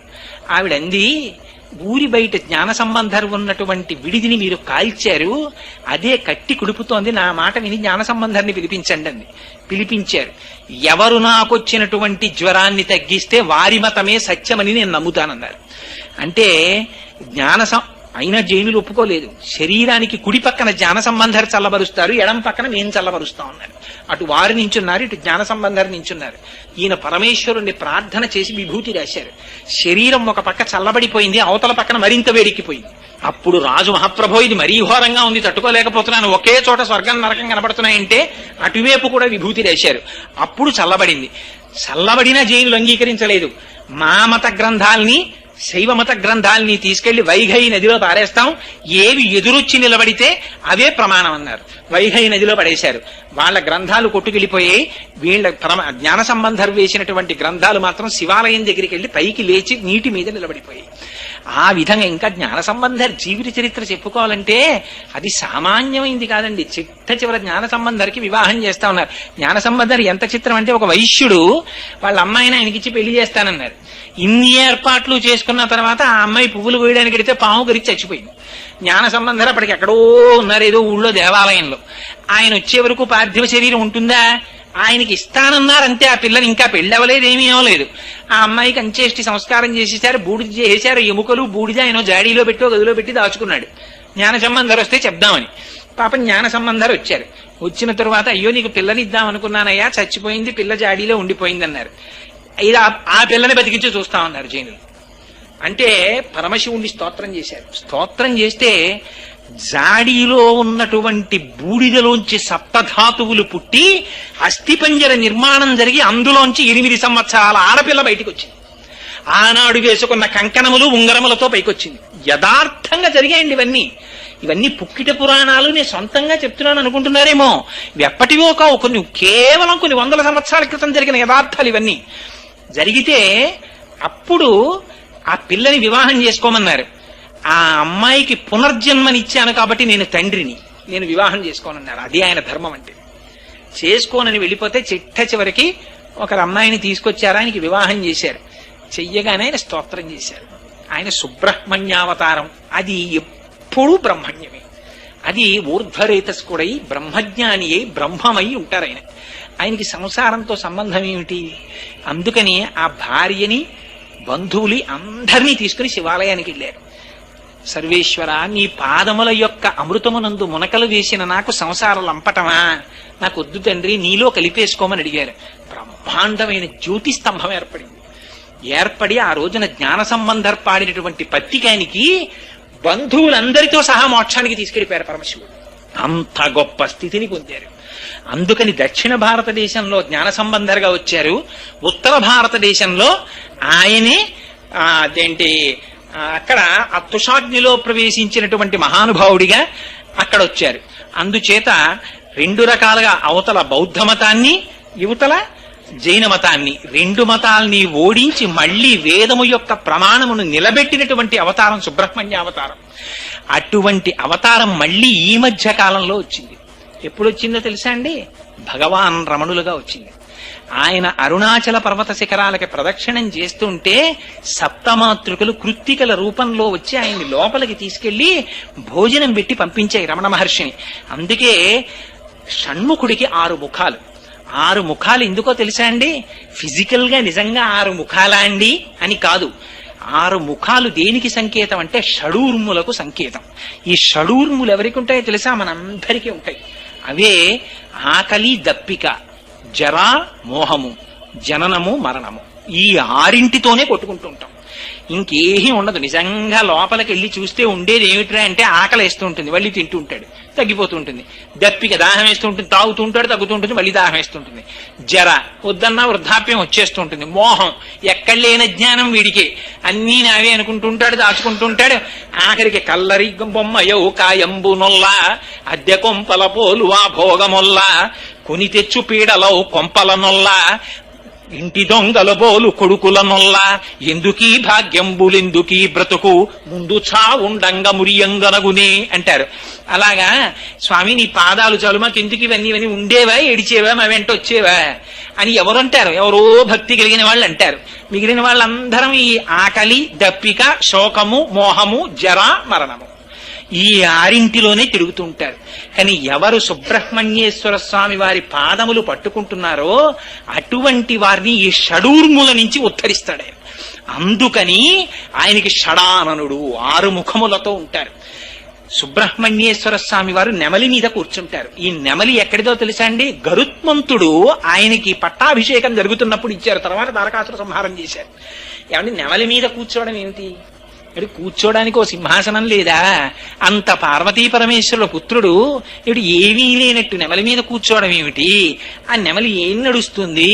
ఈయనేం కూర్చుంటారు? ఎందుకు ఈ అల్లరంతా? అంటే నెమలి ఒక గొప్ప విచిత్రం. పైగా మీరు సుబ్రహ్మణ్యేశ్వర స్వామి వారి మూర్తిని చూడండి, ఎద్దులు మూట కట్టేస్తుంది. చేతిలో ఇలా శక్తి ఆయుధాన్ని పట్టుకుని ఉంటారు, ఒక శూలం పట్టుకుని ఇలా విభూతి రేఖలు పెట్టుకుని, చేతిలో ఒక ధ్వజం ఉంటుంది, పతాకం, దాని మీద కోడిపుంజు ఒకటి ఉంటుంది, కుక్కుట ధ్వజం ఉంటుంది. ఆయన కూర్చునేదో నెమలి మీద కూర్చుంటారు. ఆ నెమలి కాళ్ళ కింద పాము తిరుగుతుంటుంది. మళ్ళీ ఇవన్నీ విచిత్రాలు కావండి. ఎక్కడా లేని ఏమిటో కోడిపుంజు ఏమిటి, కూర్చోడానికి ఓ నెమలి ఏమిటి, నెమలి కాళ్ళ కింద పాము ఏమిటి, ఈయనకి 6 ముఖాలు ఏమిటి, వల్లీదేవసేన భార్యలేమిటి, ఏమిటి అల్లరంతా. అందులోనే ఒక గొప్ప రహస్యం. ఆయనకి విశాఖుడు అని పేరు. విశాఖపట్టణానికి పేరు ఎందుకో తెలుసా అండి? విశాఖుడు అన్న పేరు వల్ల వచ్చింది. విశాఖుడు అన్న నామానికి అర్థం ఏమిటో తెలుసా? విశాఖుడు అంటే పరమశివుడికి ఇందాక చెప్పానే స్థాణుహు అని పేరు. స్థాణుహు అంటే ఎండిపోయిన చెట్టుగా ఉండిపోయిన వాడు అని ఒక అర్థం. అలా ఉన్న పరమశివుణ్ణి అమ్మవారు విడిచిపెట్టదు. అపర్ణ అని అమ్మవారికి పేరు. అపర్ణ అంటే ఆకులు తినని కూడా తినకుండా తపస్సు చేసిందని ఒక అర్థం. అపర్ణ అంటే పరమశివుడు ఎండిపోయిన చెట్టులా నిలబడిపోయినప్పుడు అప్పుడు కూడా విడిచిపెట్టకుండా ఎండిపోయిన తీగలా చెట్టుకు ఉండిపోయిందని అర్థం. మరి చైతన్యం ఎక్కడుంది అంటే, శాఖుడు అంటే శాఖలుంటే కొమ్మలు, విశాఖుడు అంటే కొమ్మలు లేనితనం, ధవ అంటే భర్త కలిగింది, విధవ అంటే భర్త లేనిది. అందుకని విశాఖుడు అంటే శాఖలు లేవు. మరి అప్పుడు సుబ్రహ్మణ్యుడు ఎక్కడ ఉన్నాడు? ఆ చెట్టు లోపలే చిన్న చైతన్య బీజం కింద లోపల ఉండిపోయాడు. ఆ ఎండిపోయిన చెట్టే మళ్ళీ ఆకులు కొమ్మలు అన్నింటితో వచ్చేస్తుంది. ఎక్కడుంది చైతన్యం? లోపల ఉంది చైతన్యం. అందుకని ఆయనకి గుహ అని ఒక పేరు. ఈ గుహ అన్న పేరుతో ముత్తుస్వామి దీక్షితులు వారు తిరుత్తని వెళ్లి ఆయన మీద పాటలు రాశారు. రాస్తే పరమ ప్రీతి పొంది సుబ్రహ్మణ్యేశ్వర స్వామి వారు ప్రత్యక్షమయ్యారు. ప్రత్యక్షమై కలకండ నోట్లో పోశారు.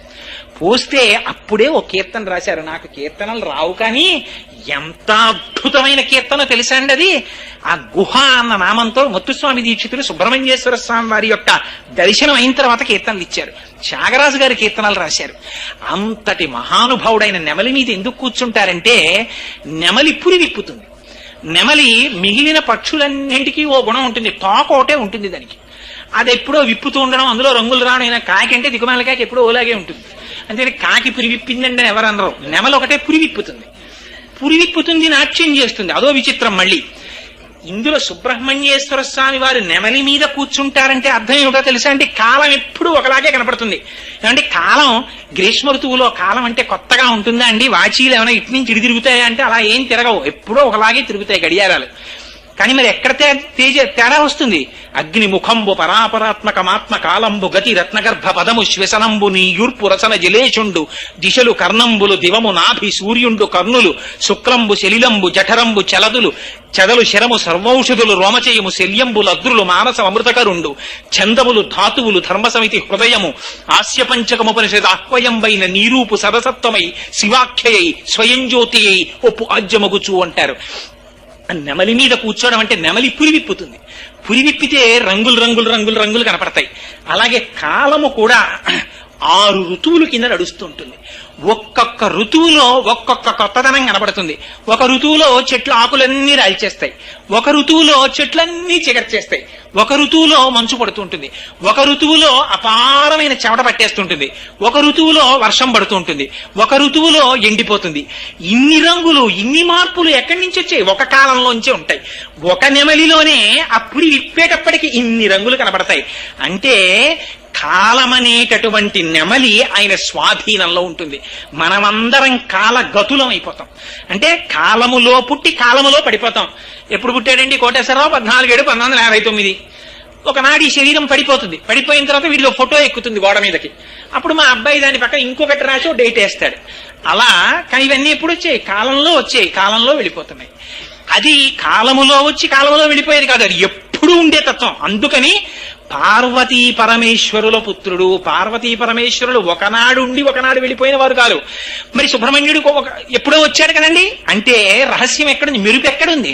మబ్బులోనే ఉంది. మబ్బులో లేని మెరుపు ఎక్కడి నుంచి వచ్చింది? కానీ 2 మబ్బులు దగ్గరికి రావాలి. సౌదామిని అంటారు. నీలి ఆకాశం మీద 2 నల్లటి మబ్బులు వచ్చి తగిలికున్నాయి అనుకోండి ఒకదాన్నొకటి, మధ్యలో పెద్ద మెరుపు వస్తుంది. ఈ మెరుపు శక్తి.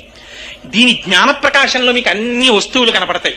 అలా పార్వతీ పరమేశ్వరుల యొక్క సమాగమంలో జ్ఞానశక్తి ఆవిర్భవించింది. అది సుబ్రహ్మణ్యుడు. ఆయన చేతిలో శక్తి ఉంది. ఏమిటా శక్తి? శూలాయుధం. అదే ఇచ్ఛాశక్తి, జ్ఞానశక్తి, క్రియాశక్తి. ఆయన పాదములు పట్టుకున్న వాడికి అన్ని శక్తులు వచ్చేస్తాయి. అందుకని సుబ్రహ్మణ్యారాధన గొప్ప ఆరాధన. అందుకని ఆయన చేతిలో శూలం పట్టుకుంటారు. మరి నెమలి కాళ్ళ కింద పావేమిటి? పాము అంటే రెండు అర్థాలుంటాయి. ఒక పాము ఊర్ధ్వముఖంగా ఉంటుంది, ఇది పైకి ఎక్కుతూ ఉంటుంది. ఇలా ఉంటాయి పాములు. కొన్ని పాములు కిందకుంటాయి. కిందకున్న పాము అధోముఖంగా వీర్యం పోవడం. వృషాకృత్వాగోత్రస్కలనవధవైలక్షితమితం లలాటే భర్తారం చరణకమలే తడయతితే చిరాదంత శల్యదహన కృతమున్మూలితవత తులా కోటిక్వాణై కిలికిలితమిషానరిపుణ అంటారు సౌందర్యలహరిలో శంకరాచార్యులు వారు. యోగరహస్యం చెప్తూ కేవలం సంసారమునందు వీర్యభ్రష్టుడైనటువంటి వాడు రేతపతనాన్ని పొందుతుంటాడు, తేజస్సు పోగొట్టుకుంటాడు. ఊర్ధ్వరేతస్కుడైనటువంటి వాడు బ్రహ్మాన్ని పొందుతుంటాడు. అందుకని నెమలి కాళ్ళ కింద పడిపోయినటువంటి పాము బ్రహ్మజ్ఞానములకు కింద పడిపోయినటువంటి సంసారం. వాడు సంసారమునందు మగ్నుడు కాడు. మరి వల్లి దేవసేన వీళ్ళిద్దరెవరు? భార్యల కింద చెప్తారు. కానీ వల్లి అంటే కుండలిని శక్తి. 3.5 చుట్ల చుట్టుకుని మనందరికీ మూలాధారం దగ్గర కుండలిని శక్తి పడుకుంటుంది.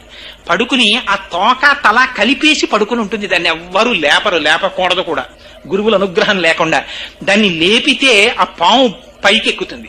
అది ఆశాంతం అంటారు. ఆశాంతం అంటే ఆధార చక్రం దగ్గర నుంచి సహస్రార చక్రం వరకు పెడుతుంది. అదే శంకరాచార్యులు వారు సౌందర్యలహరిలో చెప్తారు.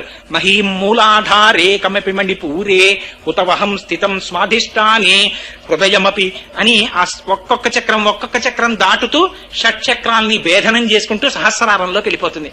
అలా సహస్రారంలోకి వెళ్ళిపోయేటటువంటి తేజస్సు సంసారమునందు అధోముఖమైనటువంటి రేతస్సు కన్నా భిన్నం.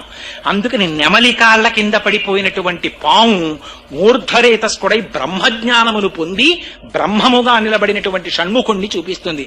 రెండవది దేవసేన. దేవసేన అంటే సాక్షాత్తుగా దేవతల యొక్క సైన్యములకంతటికీ కూడా ఆయన ఆధ్యక్షమును వహించి దేవతలకి విజయాన్ని తీసుకొచ్చారు. లోపల ఆంతరంగా చూస్తే ఇక్కడే రాక్షస గుణాలుంటాయి, ఇక్కడే దేవతా గుణాలుంటాయి. రెండింటికి పోరాటం జరుగుతూ ఉంటుంది. జరుగుతున్నప్పుడు ఒక్కొక్కసారి దేవతా గుణాలు పెరుగుతాయి, ఒక్కొక్కసారి రాక్షస గుణాలు గెలుస్తాయి.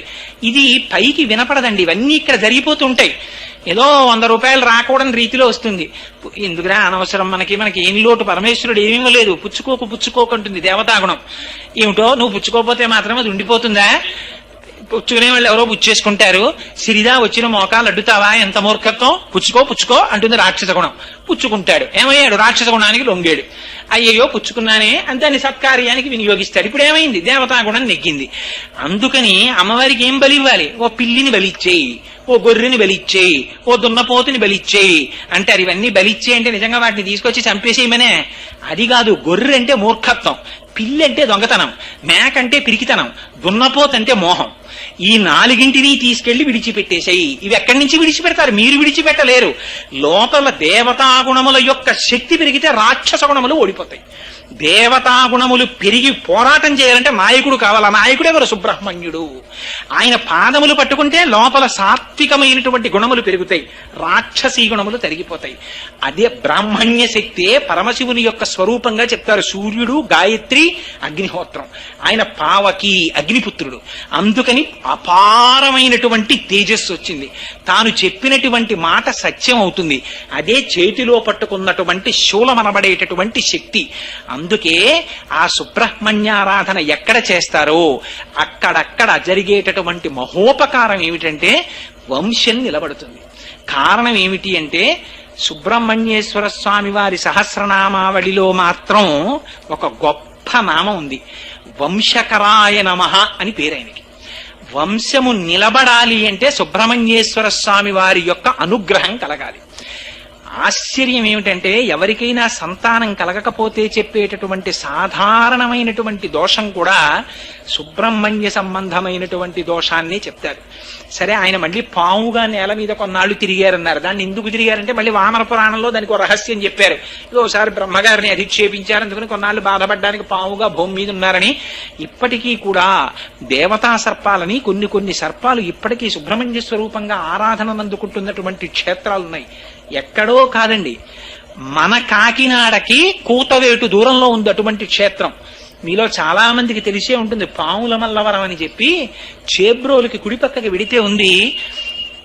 అక్కడ ఇప్పటికీ మా పూజా మందిరంలో ఉంది. నేను అది శరీరంతో ఉండగా దర్శనం చేసే అదృష్టాన్ని పొందలేదు, కానీ ఇంతలావు త్రాచుపాం, ఇంత పెద్ద పడగ విప్పి ఉంటుంది. అది ఎక్కడి నుంచి వచ్చిందో తెలియదు. శివలింగాన్ని చుట్టుకుని ఉండేది.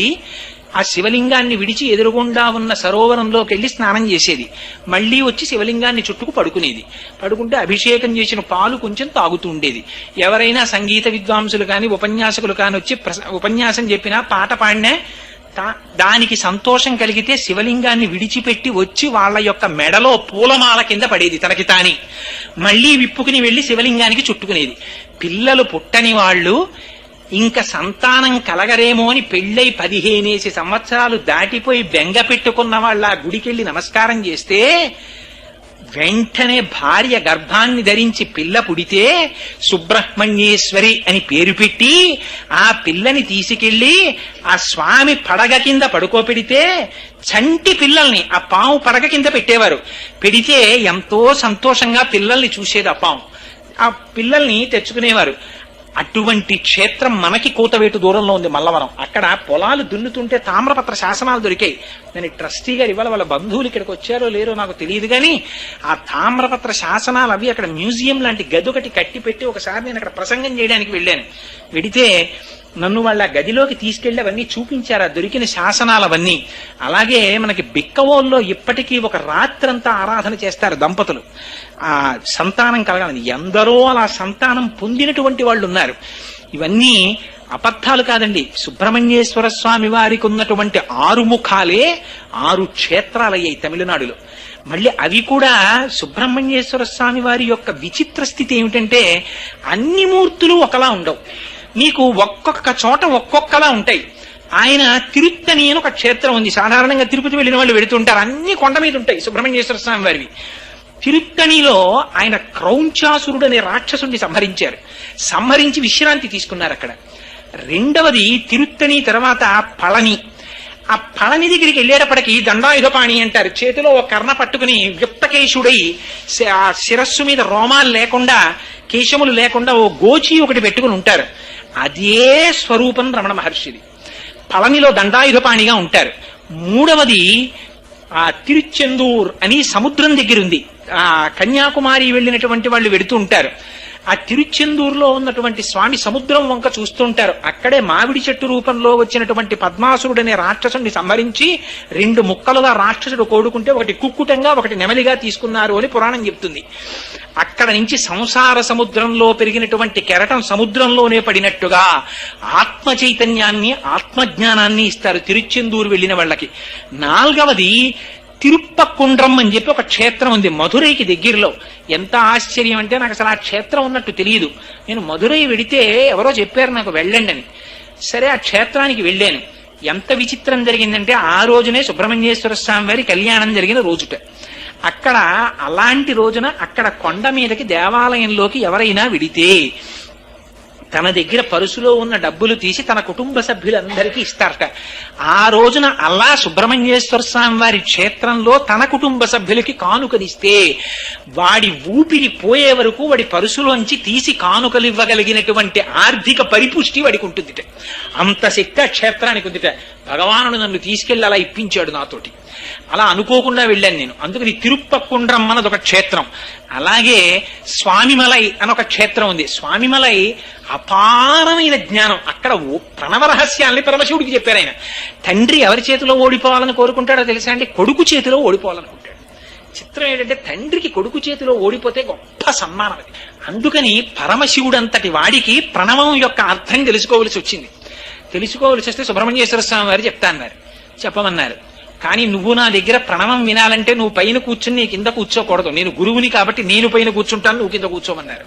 అందుకని స్వామిమలైలో పైన ఆయన కూర్చుంటారు, కింద తండ్రి కూర్చుంటారు. కూర్చుని ప్రణవరహస్యాలు విన్నారు. అగస్త్య మహర్షికి అక్కడే ద్రవిడ వ్యాకరణం అంతటినీ నేర్పారు స్కందుడు. అందుకే వారణాసి మహాత్మ్యం అవన్నీ స్కంద పురాణాంతర్గతమే అయి ఉంటాయి.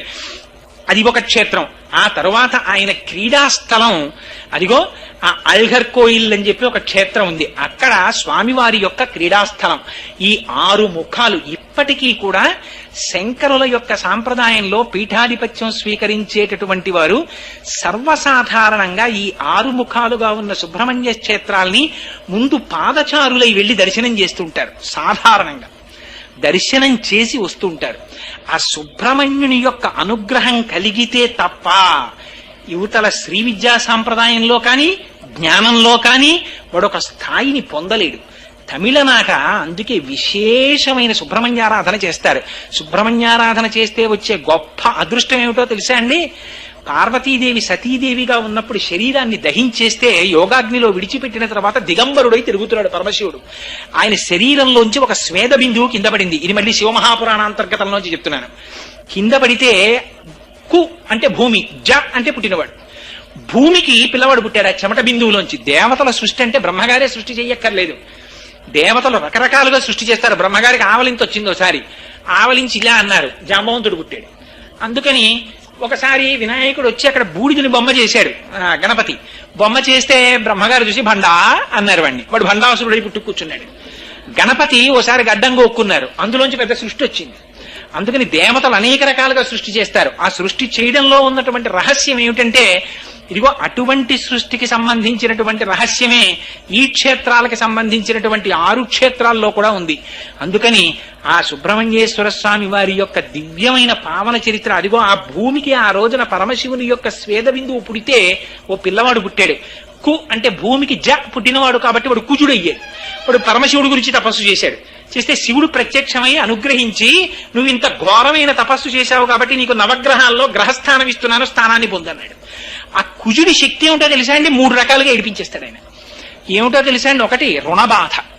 కుజగ్రహం గాని సరిగ్గా చూడలేదా, ఎంత ఐశ్వర్యం ఉన్నవాడు కూడా అప్పుచ్చుకుని చీకటి పడ్డాక క్రీనీళ్ళలో తలపాగా కట్టుకు తిరుగుతాడు. గుర్తు పట్టేస్తారేమో అని అంత ఏడిపించేస్తుంది కుజగ్రహం.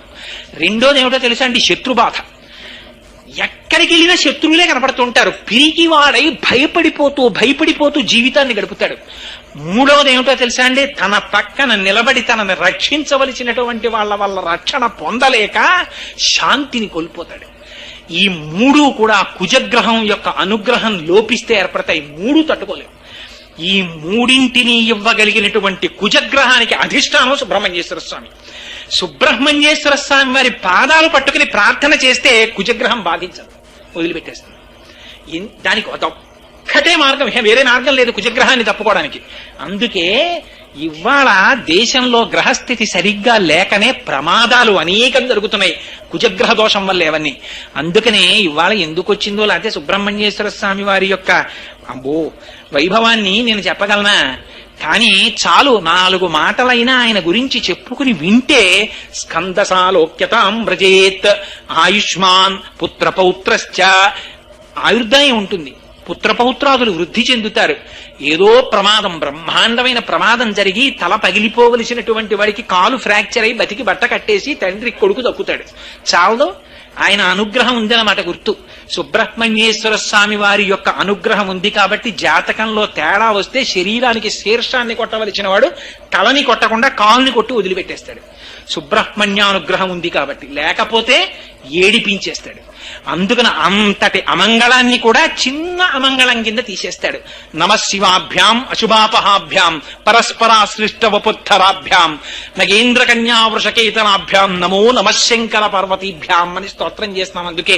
అందుకని అటువంటి పరమపావనమైనటువంటి సుబ్రహ్మణ్యేశ్వర స్వామి వారి యొక్క చరిత్ర, ఆయన వైభవం, ఆయన ఉండేటటువంటి ఆ క్షేత్రాల పేర్లు ఒక్కసారి స్మరించినంత మాత్రం చేత చాలు. కరావలంబం అంటారు. కరావలంబం అంటే, స్వామి నాకు చెయ్యినియ్యి, చేతులనియ్యి. చేతులు ఏం చేసినా దీంతోనే చెయ్యాలి. చిత్రం ఏమిటంటే, దీంతో చేసినవన్నీ మళ్ళీ ఇక్కడికి ఎక్కుతాయి. ఎలా ఎక్కుతాయో తెలుసా అండి? ఇప్పుడు నేను చేస్తున్నాను అన్ని దీంతో చేస్తాం. దీంతో చేసినటువంటి వాటి వల్ల వచ్చేటటువంటి ఫలితాన్ని పంచుకునేటటువంటి ఎవ్వరికీ దీంతో వచ్చిన ఫలితంతో సంబంధం ఉండదు. వీడు తేకూడనివన్నీ దీంతో పట్టుకొచ్చేస్తాడు. దీన్నంతటినీ వాళ్ళు పనిచేసుకుంటారు. ఇంట్లో వాళ్ళు చీరలు కుట్టించేసుకుంటారు, ప్యాంట్లు కుట్టించేసుకుంటారు, చొక్కాలు కుట్టించేసుకుంటారు, ఫీజులు కట్టేసుకుంటారు, అన్నీ అయిపోతాయి. వాడి ఎవ్వడి ఖాతాలో 5 పైసలు నష్టం కూడా వేయదు. వాడి తప్పు లేదు, యజమాని తేవాలి, తెచ్చాడు, వాడి కర్మ, వాడు అలా తెస్తే. దోషం ఎవరికి పడిపోతుందో తెలుసా అండి? వీడి ఖాతాలో వేసేస్తాడు. ఎవడేసేస్తాడండి? ఎవడు చూశాడండి అనుకోవచ్చు మీరు.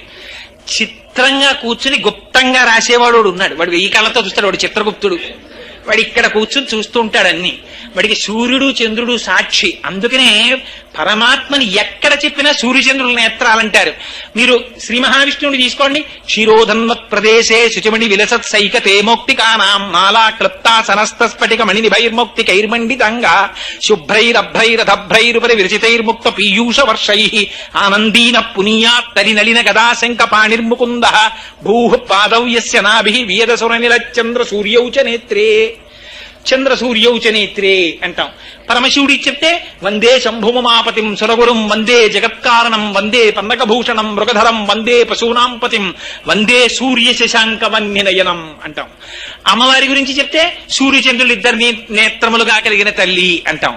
ఏడు అందరికీ సూర్యుడు చంద్రుడి కళ్ళు ఎలా ఉంటారండి అంటే సాక్షిగా దివారాత్రములలో జరుగుతున్న అన్ని వాళ్ళు చూస్తూ ఉంటారు.